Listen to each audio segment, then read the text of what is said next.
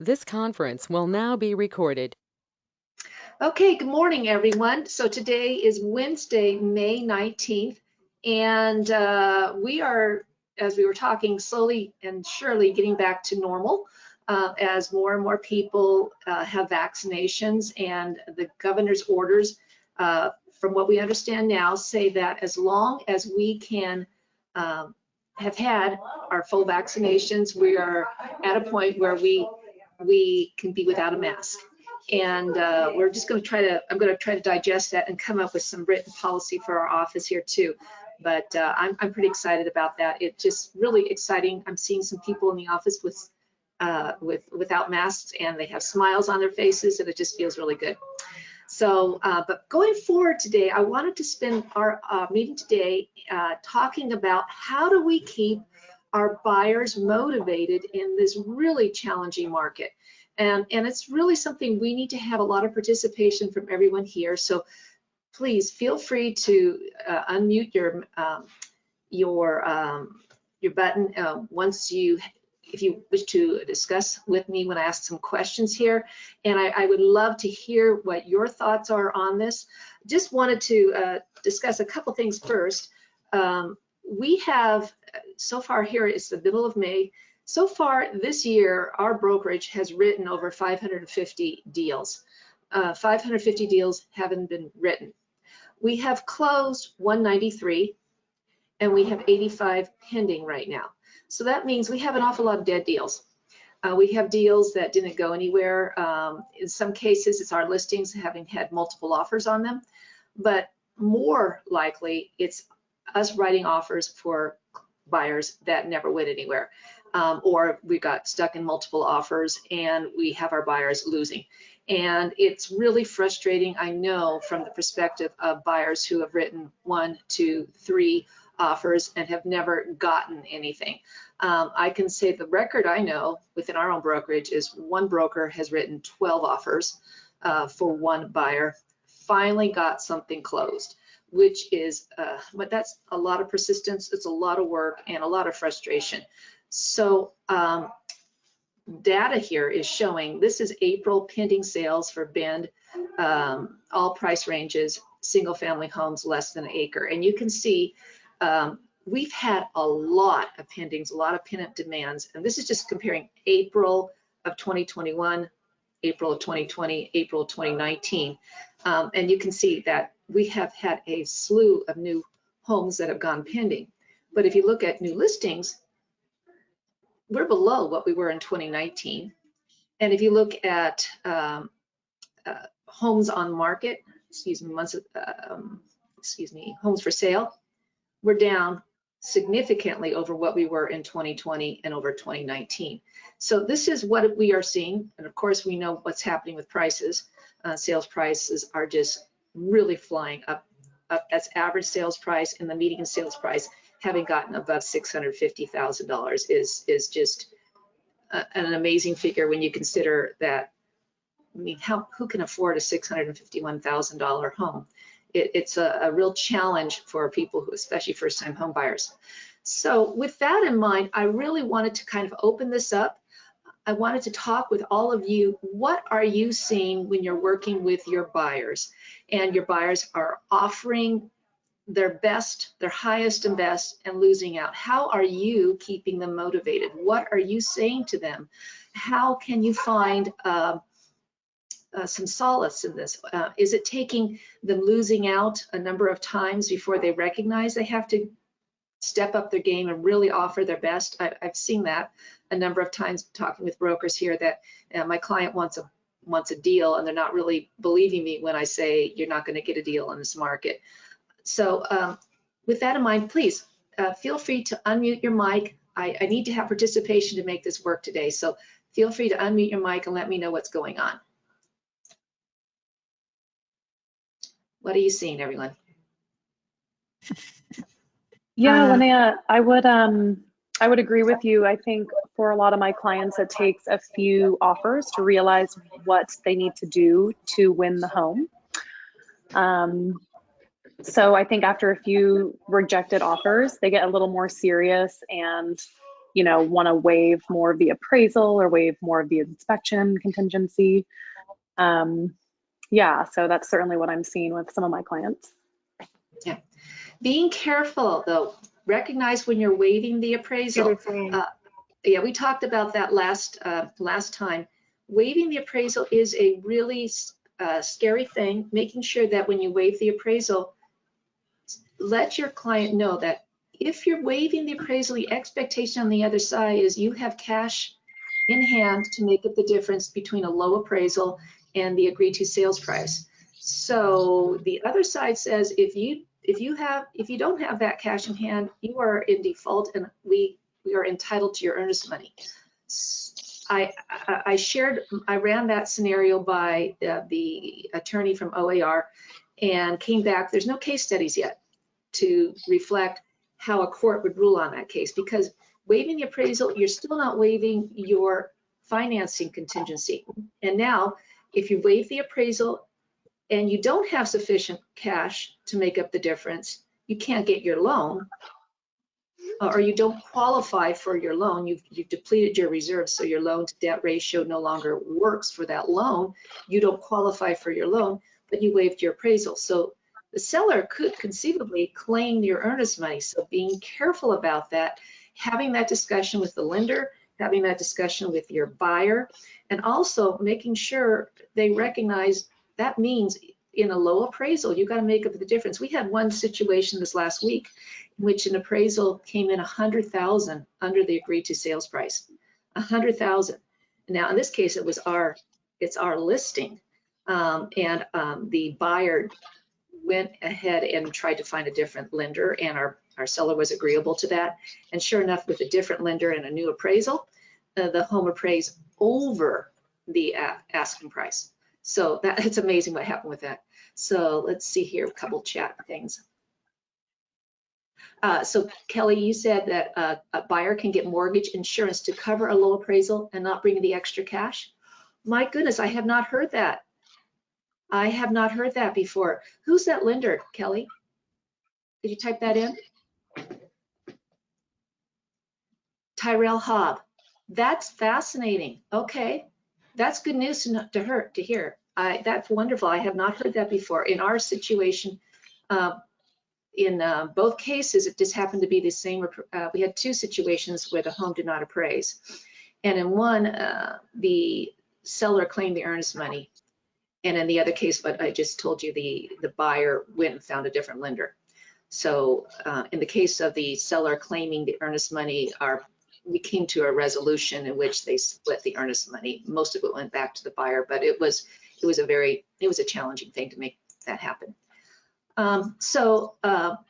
Who else had something? I know Cinda, you had taken your mic off. What did you have to say? Well, I think what my challenge is I've got some buyers they qualify for $400,000, but they keep looking for $390,000, $400,000. Well, then the home goes up for higher prices. So how do you get your clients to come down? Like, we got to start looking at $350 if you want to spend $400. Am I right? Is anybody having that trouble? You know, Cinda, you're right. People are having to come in at a lower price because these homes get bid up. I mean, we have within our own brokerage listings that we've had hit the market in the low fours, get bid up to the high fours, and it's the nature of what's happening right now. So if they're qualified to 400, they're probably going to have to look at homes that are less than that. Yeah, that's my problem right now, and getting them to even want to see a $340,000 home. Instead, the difference is quite a bit, you know. Yeah. That's my problem. Unless they're willing to go outside the area, further out. We have some new deals in Madras, and I know Madras is quite a ways out there, but there's some new construction in Madras that seems really nice. And it's less listed in the high 2s, low 3s. I mean, that's an option for people. Prineville is still an option for people. Different things. I know, Colleen, you had your mic undone. Oh, right. I was just going to say, and probably everybody's doing this, I always fish around and try to find out from the listing agent what we got beat by. And oftentimes, or at least in this one case, it was the appraisal contingency, which was a big thing. And my buyers did not want to ever do that. But after losing the last one and finding out that that made the difference, it was a convincing enough factor that they did, going forward, waive that. And we got the next house. And so, anyway, I was just going to say that. And Colleen, also, did the house appraise? They didn't do an appraisal on this house. It was interesting. The appraisal didn't have to be done. Yeah, so we lucked out all the way around. How, if they had a loan, how do they not have to have an appraisal? Kevin Tucker was the lender, and he said they waived the appraisal. It just kind of worked out. They didn't have to do it. They didn't even do an armchair one.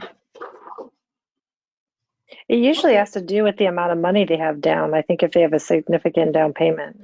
Isn't that correct? In most cases? They did have a large down payment. Okay, yeah, because there's no real risk then if you have a really large down payment. Yeah, and Casey, you said Rachel and I have encouraged, let's see what you say in your chat here. We've encouraged buyers to cap the amount they are willing to bring in to bridge the deficit. Yes, I agree with that very much. If they can afford to cover the difference, 10,000, 20,000, something like that. And we have been successful in writing that into offers too, that the buyer agrees to waive the appraisal up to $20,000. And that's really all they're comfortable for, all they have the extra cash for. And in cases like that, they are protected. And in many cases, we are actually winning the offer. So we're waiving some, but not all. So if we end up with $100,000 under, they're not at risk of losing their earnest money. Kathy, did you have something you wanted to contribute here? Didn't am I unmuted? Yes, you're unmuted. Okay, didn't you and I talk about this, and it came up in the MLS afternoon open forum session yesterday? I think if you just say we waive the appraisal contingency, then that still opens up the opportunity for the buyer to be able to back out if the property does not appraise for the purchase price. So you need to be more definite and say, we waive the appraisal contingency and buyer to come up with additional funds to close, and you could always cap. But if you just say waive the appraisal contingency, didn't you and I talk about that? And that leaves that up for, how it's interpreted by the buyer's agent or the listing agent and the buyer and the seller? It opens up a lot of, it's very open-ended and it's open to interpretation. The advice I got back from the OAR attorney was basically a seller could counter something like that and say that the financing contingency is entirely waived or is removed from the deal. That protects the seller. And if the buyer is willing to move forward, they have to understand if they can't get the loan for whatever reason, their financing is, that's not an out for them any longer. So that's one thing to consider as well. Yeah, keeping it, I think from the buyer's perspective, capping it, making sure that it's very clear that they will cover the difference between a low appraisal and the agreed to sales price up to $20,000 or $30,000. It's protected that way. Yeah, and Casey, she's also in there in the chat that they're also meeting appraisers with comps and they really appreciate it. And that is such a helpful thing. Listing agents meet the appraisers. I even suggest you take the lockbox off once you get the thing in contract or get past the home inspection. Meet the appraiser, so the only way they can get in is through contacting the listing agent, and then show them their comps and say, this is why this property is worth what it is. We had 10 offers on the property. The best offer was this, and there you go. Eric, did you have something to say here? Well, yeah, I'm just mirroring what a lot of folks are doing. I've had great success, basically with the wording that should the appraisal fall short within 10,000 of purchase price, buyer agrees to bring in extra cash at closing if required by the lender. Should the appraisal fall short more than $10,000, both parties agree to renegotiate. That's very clear. That's very clear. That's excellent. And you're finding that the listing side is okay with that kind of verbiage? That seems to have worked pretty consistently for us, yes. Excellent, excellent. And you guys, I don't know if you're following the chat at all. Casey also wrote that we're doing it for buyers too, not just listings. So that's excellent. So how are you finding out about when the appraisal is scheduled, Casey? Is the listing agent telling you? Yeah, so we always ask and make sure that we know when they're going so that we can meet them. Excellent. Are you finding listing agents are not necessarily meeting the appraiser? No, I mean, we've seen it both ways. But, you know, if we ask that if we can be there, then the listing agents are like, fine, go ahead and let them in and meet them and do what you need to do. So they're actually sometimes happy to not have to go do it. Oh, excellent. That's great, because we all know there are some listing agents who never even bother to do that. But talking with the appraiser when they come in, showing them your comps really does help that listing agent and of course the appraiser justify that as sales price. And Eric, Kathy had posted, could you share that verbiage in the chat so people can copy it? Because that's great verbiage. It's very helpful. Sure, Thank you. Thanks, Eric. Well, Walter, I see that you have your mic unmuted. Did you have something to contribute here?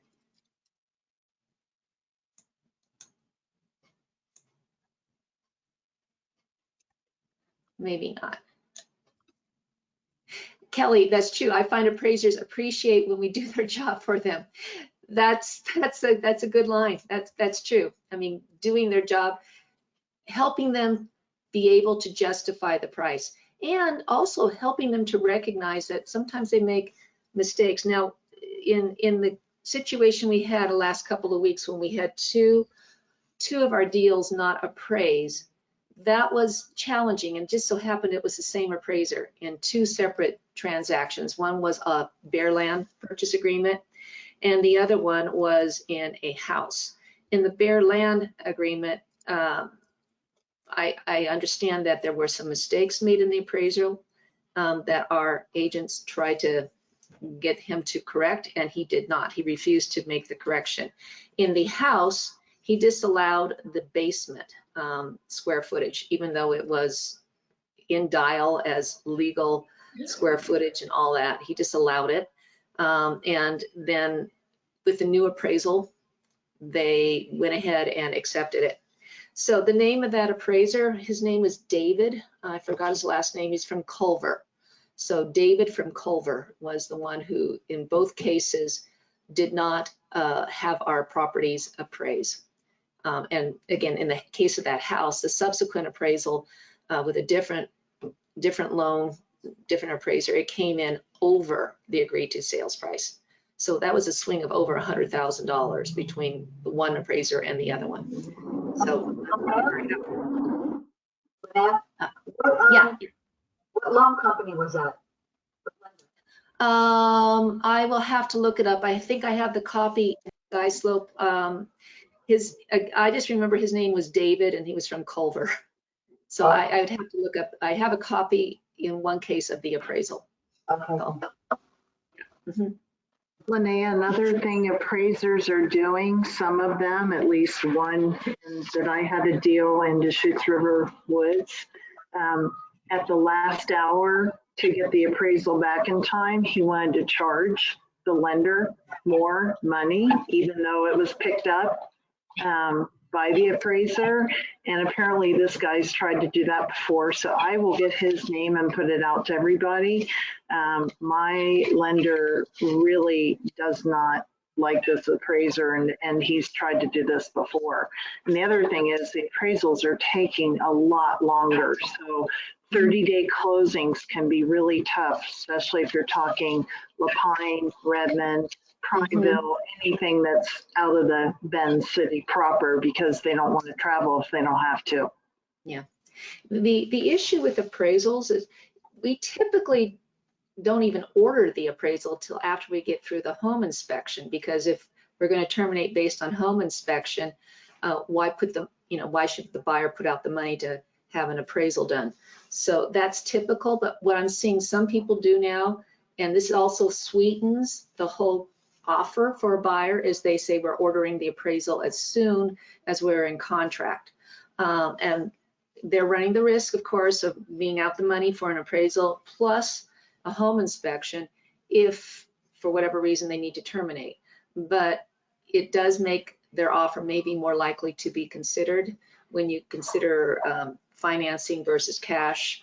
We're getting the appraisal ordered right away, knowing that there is a backlog on that. And there's limitations as to how quickly the appraisers we have in the area can get to everything.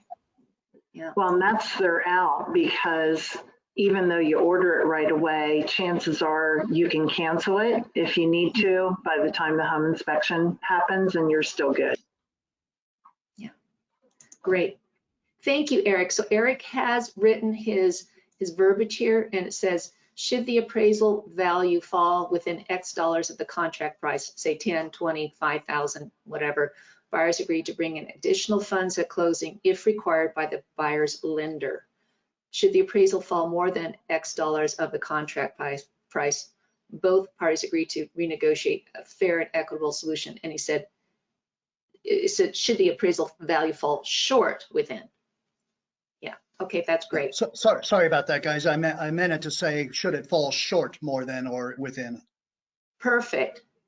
That's really helpful. Thank you, Eric. That's really great. What I'm going to do is I'm going to copy that information myself, and I'm going to put it in in SkySlope on our office docs, so you can use that verbiage, and it will be available all times. Thank you very much for that, Eric. My pleasure. Yeah, it really helps to find out what's working and not working as an office here, and sharing this information helps all of us be more likely to get the deal. The question I have here also is, when you're working with your buyers and they've lost out on 3, 4 offers, what are you saying to them to keep them motivated? How are you helping them recognize that this is a tough market, and we're just going to find another house that will work for you? What are you saying? Anyone have ideas? Are willing to share what you're saying to your clients? I tell them that this is a common problem, and for instance, we have a broker in our office that wrote 12 offers and it took 12 times, and that's a good example. Yeah, it is. And we've had a successful closing with that last person. I mean, it took a long time. Her mindset initially was, I wanted a deal. And yes, Katie, it took a while before she recognized, no, I got to put my very best offer in there. And then being beat out even with the best offer. It just took some time. But it actually just letting did them know. Yeah, letting them know they're not alone, that everyone is experiencing this, and we just keep trying. That's what I say. And the other thing I was going to say also is, I know we have to be careful about personal letters to the seller. Yeah. I had some folks that were military, and being military, that resonates with some sellers. And I think you have to utilize that information, and that can assist you too. So. Yeah, the fact that if they're getting a VA loan, that's part of their offer. And in one case, we had, there was a seller who accepted our offer because our buyer was a veteran, and the seller was a veteran, and they wanted to sell their home to another veteran. There's nothing contrary to fair housing to make that distinction. And I don't know if our offer was stronger than all the other offers. But for whatever reason, that seller chose our offer just because our buyer was a veteran. Yeah, Cinda? Oh, I've got a couple buyers on my hands in that popular 3 to 450 price range, which is really hard. I'm just really focusing on it's going to take some work. It's going to take us sticking together, us working together, and a business partnership to get them that house. And then I'm also making sure that they keep in good contact with their lender, that if interest rates change or anything changes, we need to all be in communication so we can make that best offer. So I kind of think keeping that contact with your lender all the time throughout this 3 to 6 months or a year is really good and important. Yeah, and also communication with the listing agent. I can't emphasize that enough. Finding out, talking with the listing agent, making sure you write your offer with the closing date that works best for the seller, talking with them about that, finding out if occupancy after closing is important to the seller, and then even making that part of your initial offer. Having that all as part of what you do with your first offer, so that when they're presenting, when that listing agent is presenting these multiple offers, they say, well, here, we already have the agreement to occupy after closing for 2 weeks free of charge. So anything you can do to make your offer sweeter to the other side. Yeah, Kathy. it's hard, it's tough. Yes, Cinda, absolutely. Yeah, So Kathy, did you? what I have done, and I did it probably 2 or 3 months ago, I'm not sure, I typed up a Word doc and then saved it as a PDF, and it's called What to Expect in This Crazy Market. So I share that with buyers right out of the get-go and send it to them, and I talk about having to make, several attempts, escalation clauses, highest and best, just, go into detail about all that ahead of time, just to let them know what's going on. And then if I'm working with an active buyer, I send them the monthly beacon report to let them know what's going on. And I just find that's really helpful. And, of course, after you go through that and you've made an offer, it's like, oh, we'll keep trying. You just have to keep them on the positive side. And I had buyers from Portland, and it took 3 attempts, but the 3rd time we were successful, and they didn't even see the townhome until after it closed. Yeah. So it was through video, and they couldn't get here, so we made the offer and we got it accepted. Initially, it came in under appraisal. There was slight disappointment there, but since then there have been 2 other listings higher than and pending, and so they feel a lot better. So I kept them apprised of that after the fact, just to make them aware that what they had paid was not significantly higher than what the market is now dictating. Right. That's good. That's really good. And we are having people make offers sight unseen. That is the nature of this business right now. And the fact that if they wait to get here, it's going to be gone. So that's such a challenging thing. Another thing to encourage your clients, look at the April new listings. So from 2020, we're up 36% over what we had the year before. We are moving into the time of year when people do list their homes, moving into summertime.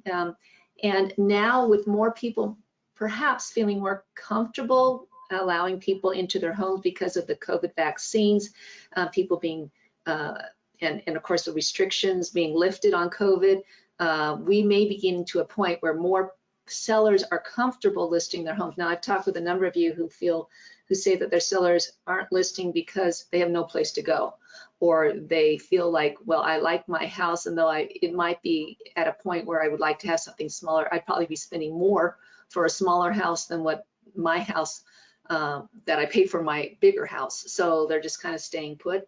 But there are people who will be listing this summer, and we typically have more inventory moving into the summer. And so that is something that may also help encourage buyers. Yeah, other things for people? Other thoughts here? Yeah, I Catherine? think it's just, oh, should I speak? It's Katie. Oh, sure. Yeah, I just think reiterating to our buyers that, you know, we need to have patience in this time of this really competitive market, and honestly, resilience, just being able to, you know, brush off the rejected offer and continue moving forward. As if we show, you know, it's understandable that they're going to be discouraged after a rejected offer, especially if it's a home that they absolutely love.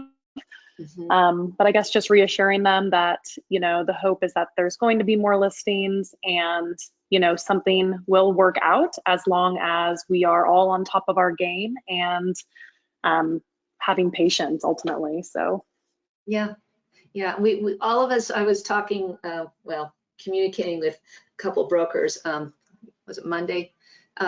We don't need to have practice in writing offers. We know how to do that, but we're all doing it right now because it takes a lot of offers before we actually are getting something in contract. It is challenging. Yeah, Catherine? So I have a question. So what are people doing? Well, I know what people are doing, but so I have clients that they're going to be homeless at the end of June, and I need to find them a rental. So, and obviously they put in multiple offers and keep getting beat out.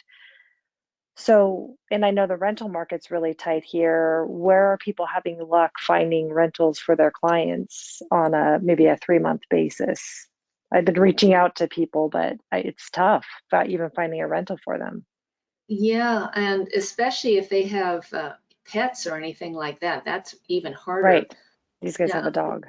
they have a dog. Yeah, that's really hard. I've heard of some people, maybe not in this market, but they've also considered vacation rentals, just more of a long-term vacation rental. Those are often more expensive, but Yes. you know, it is an option, especially if it's not that long. I'm thinking maybe And a I've month done or that too. Yeah, even like it seems like everything is just booked right now. And I think, you know, with all the visitors that are going to be coming too, yeah. even that avenue is kind of hitting a dead end. So I was Yeah. wondering if anybody else has had success in finding something for their clients. I had an interesting situation where I had first-time home buyers finally got their house after 5 offers. And this was in January, but they were waiting for the wife to pass her PA test in Spokane. So the house was going to sit empty. I had Santa Barbara clients coming up that decided they wanted to rent rather than buy sight unseen. So as soon as we closed, they started paying the rent for these first-time home buyers. But now that we're coming up on the end of the rent period, my Santa Barbara people still don't have a home. You know, and I tell them, you're not buying a set of tires, you're buying an enduring investment. So let's try to be patient. But yes, they need another rental. So it was just like a domino effect. So I had New York clients that are now moving out of this little tiny house on St. Helens. It's a month-to-month rental, 1 bedroom, 1 bath. They're getting $3,700 a month on that rental. And now my Santa Barbara people are going into that because my clients are going into the home that they purchased. So, you know, it's month to month though, and they're not locked into 6 months, a year, but it's tricky. I mean, I would say the rental market is harder than the real estate market at this point with my clients. Yeah, no, all my buyers are beaten down going, we're going to wait a year. Can you help us find a rental? Yeah, Wow, I agree. that's an interesting story, Sherry. Yeah. Catherine, was that helpful at all? No, well, it's just kind of it's kind of the same scenario that I'm in too. It's tough to try, you know, I feel like I'm like, we'll get you into a rental, and I'm thinking, oh my gosh, I don't know. Because most of the time I've had success finding some sort of rental for my clients that need some transitionary period like that to find a home. But like Sherry said, it's so tough in the rental market right now. You just have to put out, you know, anybody closing on, you know, an investment property, a buyer. So that's great. Yeah, that's moving in, very helpful. you Yeah, know, thank you, Sherry. But everybody's on Central Oregon housing loans. It's like Yeah. we're all looking at the same thing. Yeah, it's unlike market I have ever experienced. Oh, it is without a doubt, Sherry, the craziest market. And Kathy had posted, and it's true, Central Oregon has and wants, you can post rental needs too. Yeah, that is very helpful. Yeah. Yeah. I mean, and some of my first time home buyers, I have flat out said, you know, are your parents willing and able to pay, you know, help you with cash and you take out a loan? You know, I mean, We've had situations like that, Sherry. I can think of one case in which a first-time home buyer couple had parents contribute the cash, so they won the bidding war. right. Yeah. And then after they moved into the home, I think at that point they got their loan and were Yeah. able to pay mom and dad back. Yeah. Yeah. So that if that's an option for some of these first-time home buyers, it may be something they should consider, just to be able to win a home. It's a shame. Yeah.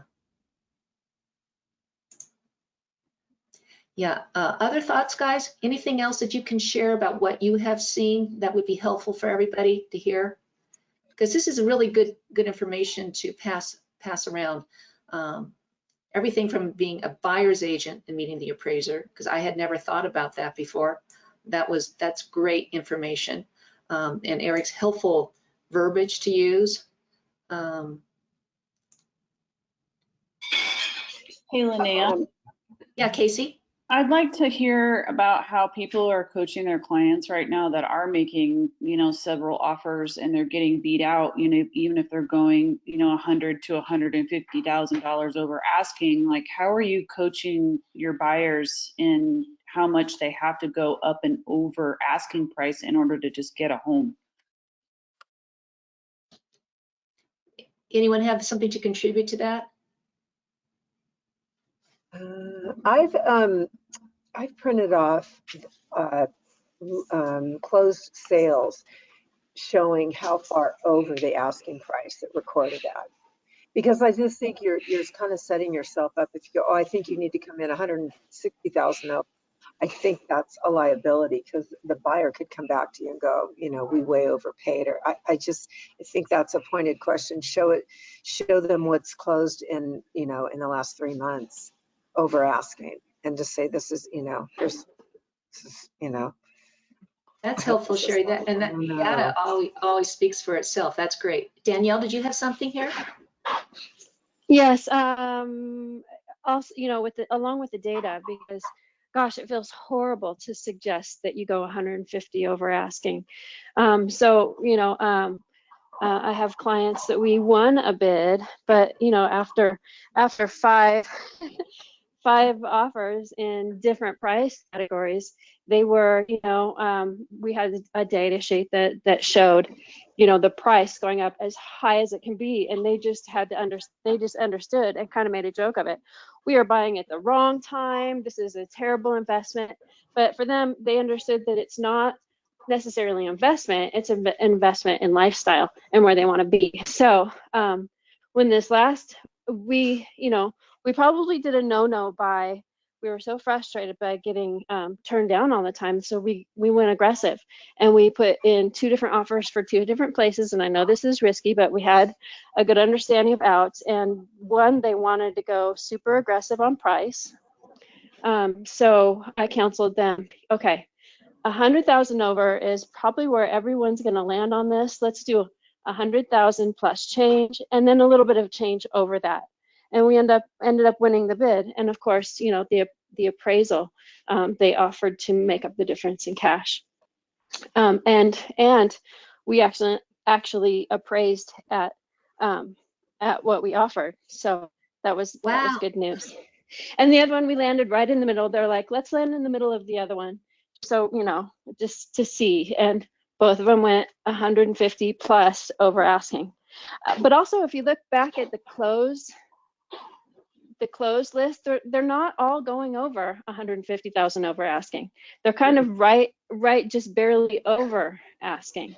So that was, you know, it's terrible counseling. Okay, you have to go 150 over asking. And knowing that not all properties are that insane, just some of the really good ones, maybe, you know. So that's that's where we had a little bit of success, but I felt like, okay, the sellers have all the balls in their court and we've got nothing. How can we really get competitive in this market?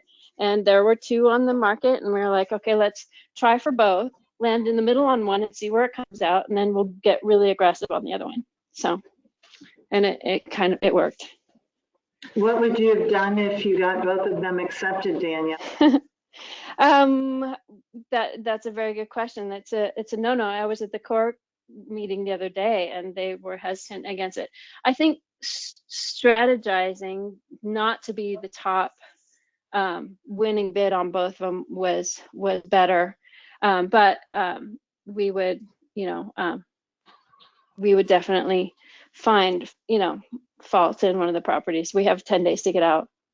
Yeah, and I know it is one of those things to be concerned about, but OAR is aware that this is what's happening, and they, that was one of the discussions I had recently with the attorney there, and he said, we know it's a no-no, but they're also recognizing this is the reality of this market, and the verbiage in our contracts is pretty specific, but we're not having people win 2 houses. I haven't heard of a single person winning 2 houses at the same time. There's just so much competition out there. So yeah, and I really knew that we weren't going to get the big one, landing in the middle, but and I was hopeful we're the top bid on the other one, and we were.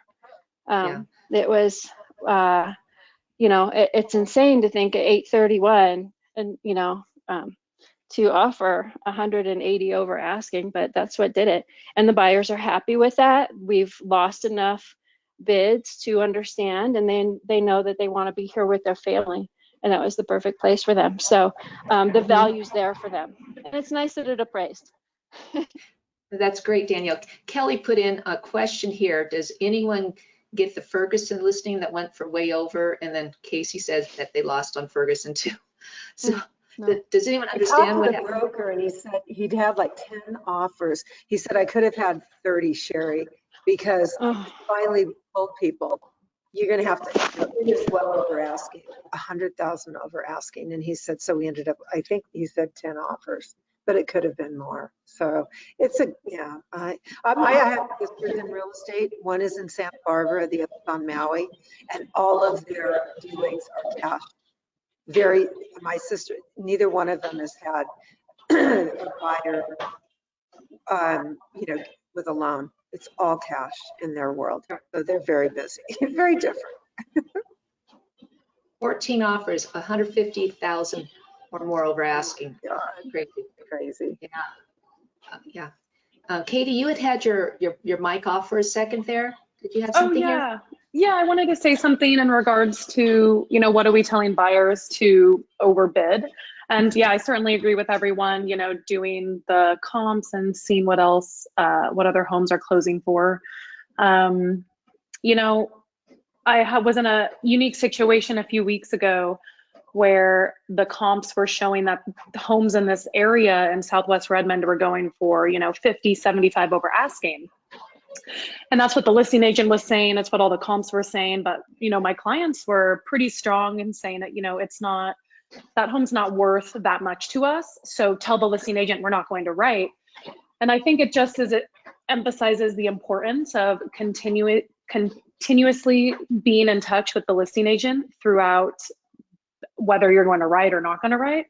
So ultimately I went back to the listing agent and said, with what the comps are saying and what you're saying, we're not going to write on this home unless you can provide us further information on, if your sellers are comfortable on where we should come in.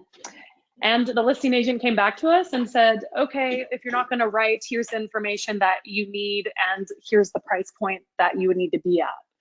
So it's like, oh my goodness, continuously speaking with the listing agents, I can't say how important that is. And that has certainly helped me on many deals the past 6 months. So. Yeah, remember, there is nothing illegal from a listing agent telling a broker who asks them a pointed question like, what do I need to bring in to beat this price, if their seller has given the authority to answer that question. So there's nothing wrong ever in you representing the buyer of asking the other side, can you tell me what the best offer is that you've received so far? And if they come back and say, I can't tell you that, it's like, okay, your seller can authorize you to answer that question, but if they haven't, that's fine. I'll just have to figure it out on our own. But if the seller has given the authority to answer that question, by all means, that listing agent can answer it and say, well, you will need X amount of money to win, you know, or it needs to Right. be, yeah. So Yeah, always ask. that was the case. That first they wouldn't give us further information about what the highest and best was, and then I let them know that we weren't going to write because we thought the home was overpriced to begin with, which it was. It was on the market for 11 or 12 days. And then once I told them we weren't going to write, that is when the sellers gave permission to disclose what the highest and best was. So, yeah. Wonderful. Yeah, Danielle? Oh, I also I do appreciate and hope that building relationships in the broker community, to work together with the selling side and get information on the sellers and seeing, I think those networked broker relationships are really helpful for our buyers. Doing deals respectfully and kindly,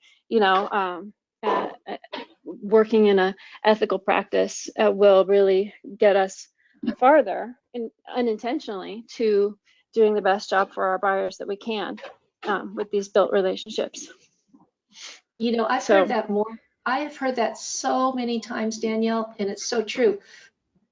Sometimes the fact that that listing agent knows the buyer's agent personally, or knows that, hey, when they say they're going to get something done, they do.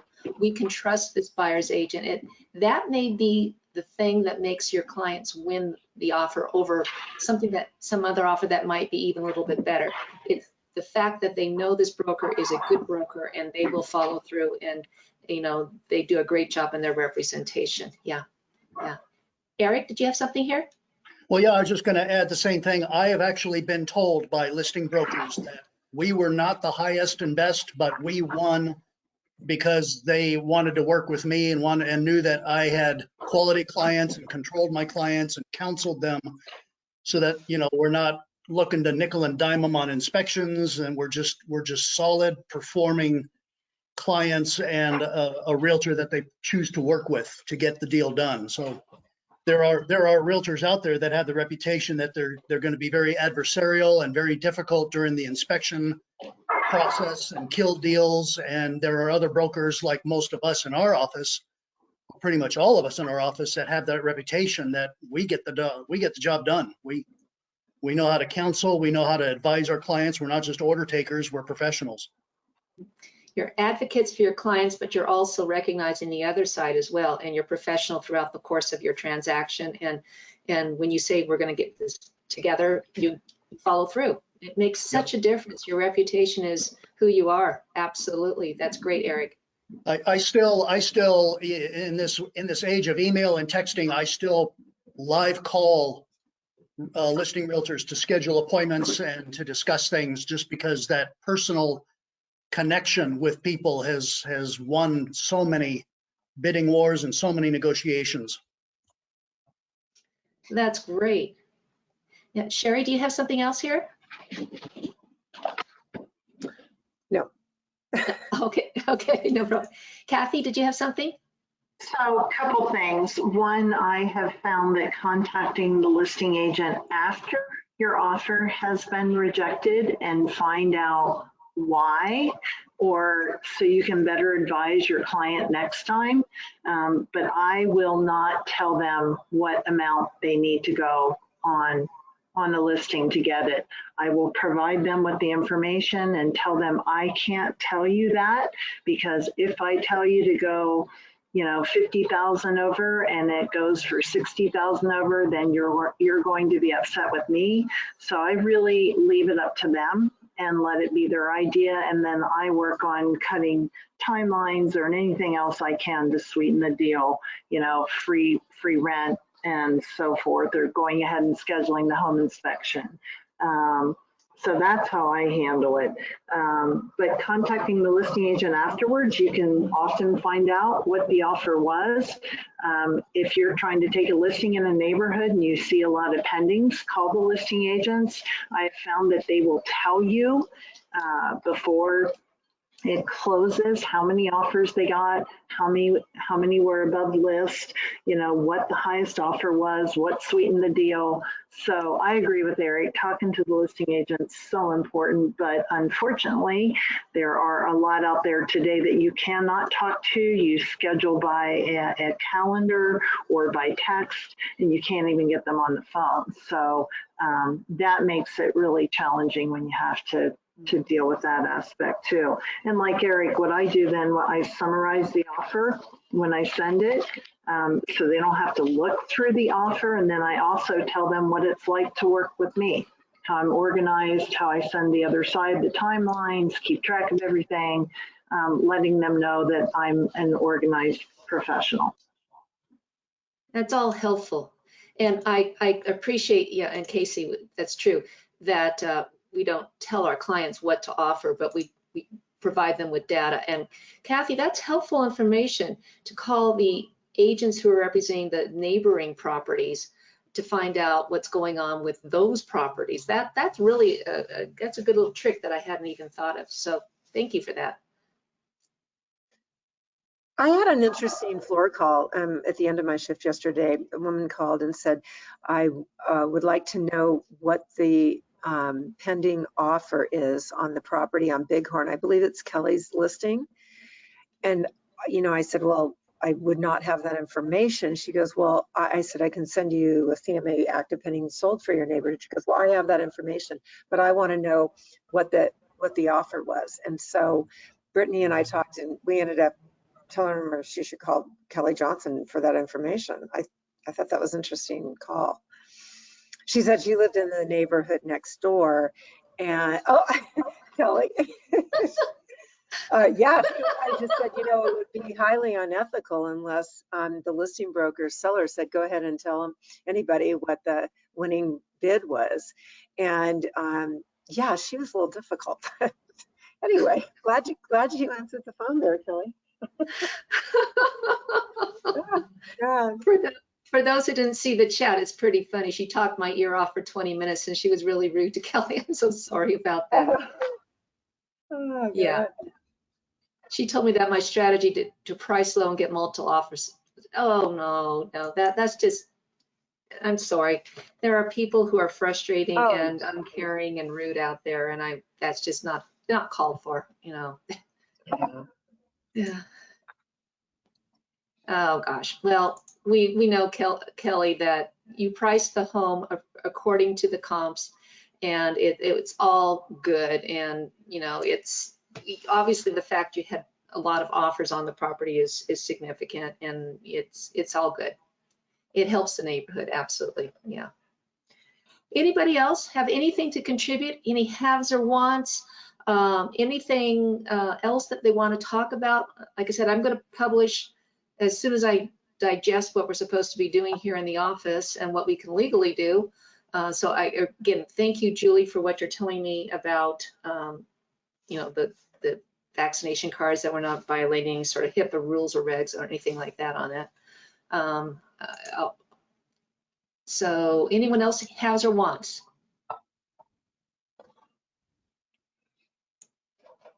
That's Bill. May I make a comment? Yes, Bill, thank you. Okay, I took a listing yesterday in Prineville. It's a very large estate home. It's 5,338 square feet, it's built on a hillside, so the upper floor is 3,000, the bottom is about 2,500. The shop area is 2,880 feet, and the shop is gigantic with 3 18 by 10 foot doors and a completely internal storage unit for an RV, along with RV hookup. It's sitting on about 5 acres. There are 2 lots that the owner owns. There's a total of 5 lots owned. 3 of them will be in the sale package, and the 2 one on either side at 2 acres will also be sold for about 90 grand, between 90,000 and 99,000. The property is cluttered. I mean, this fellow really collects stuff. So it's going to take me a considerable amount of time and effort to get the property to the place where it can be shown. So right now we're targeting June the 15th before we can do any showings. But it's a rare property. It's got mountain views to the west to Jefferson. It sits overlooking a valley, Juniper Canyon, looks over a beef cattle ranch. So all the grass, everything is green and there's cattle all over. It's a very pastoral scene and quite a beautiful property with huge, huge windows all along the front. There are 6 bedrooms in it. It's just a big old house full of good stuff, extremely well made. The fellow that built the house was his own contractor, so he put prime on everything. There isn't a bathroom in the house that isn't fully tiled. So we're going to look at a price range somewhere between 1.2 million and 1.3 million, but I'm still working on I'm still discovering things in the house that are rare and very valuable. So if anyone has an interest in a property in Prineville, this may prove to be all right for you. You need a Facebook executive that wants to live close to town. It's about a mile from town. Thanks. Thanks, Bill. Any other haves or wants? Kelly, Tumalo Ranch, big mountain views, 5 acres, 3 acres irrigation, 2 homes on the property, huge 2,000 square foot shop with RV garage and RV dump, 3-car garage. Price will be 1.8 to 2 million. Looking for a quick sale. My client has identified another home. So Sounds perfect for me. Awesome, Danielle. I got this one. You got a I'm client? claiming it. Oh, I know. I'm making jokes here, rushing to the finish line. That's great. That's great. And My by the buyer way, need is anything Tumalo with all the views. So that one sounds perfect. oh, perfect is right. It's awesome. We'd love to get something like that together in the office. That'd be wonderful. And Yeah. by the way, guys, before I want to let everybody know today is Brittany's 30th birthday. So if you have a chance to say happy birthday to Brittany, she's turned 30 today. So that's pretty awesome. Any other haves or wants to anybody? Linnea, I put out an email yesterday. I have a buyer in town. They are in contract on their home in Portland. They do not need to sell that to buy. They're pre-approved. They're up to 750. Love Southwest Bend, the neighborhoods up towards Mount Bachelor area. They used to own a condo at the end of the 7th Mountain, sold it, want to move here now permanently, and they have to be out of their home in Portland by July 7th. They may have to move in with their mom if they can't find anything, but if anybody has anything coming up Northwest, Southwest Bend, they're here through Saturday. I'm showing them 1 property. So, and then I have a first-time home buyer in Lapine up to 350. That market there is just crazy right now. What's going on there as well. So You might try calling Thesa Chambers to see if she has something coming on board. yeah, and I posted and I've announced at every MLS meeting, and Central Oregon has them once, but they can't do manufactured. So it's really tough. And I even called all the new construction and they're all pending from last year. So yeah, that's all you can do. Yeah, thanks for that. And Kelly, did you see Colleen asking if you have any pictures that you can share? So hopefully you might be able to go out there and get a few pictures. Yeah. Now, hey, we Linnea, have someone. Yeah. This is Tina. Hey, I have a couple new listings coming. I have signed contracts, but the sellers are not quite ready to put them on the market. So I've got one up on Aubrey Butte, 4,500 square feet. What is it? 4 bedroom, 3 are en suites, and what is it? 4 baths. So that one will be coming at 1.750, probably the first week in June.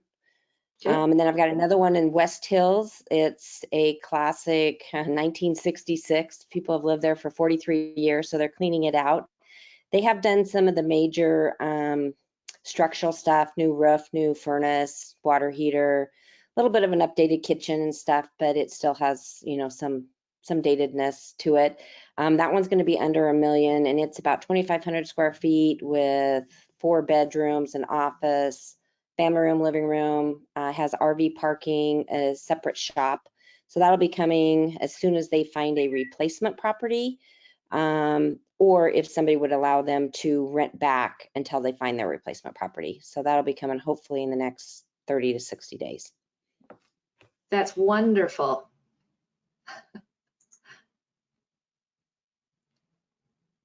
Oh, Tina, Daniel's asking, does Aubrey Butte have views? City views. City views, okay. So not mountain views, but city views. Okay, yeah. Great. Okay. Yeah. Anyone else for haves or wants? You maybe have already said that, Danielle, I have a listing coming on Aubrey Butte with Western Mountain Views. Beautiful, spectacular views. It's a true single level, 3,000 square feet with 3-car garage and RV garage as well. When can I see it? Can I see it Thursday afternoon?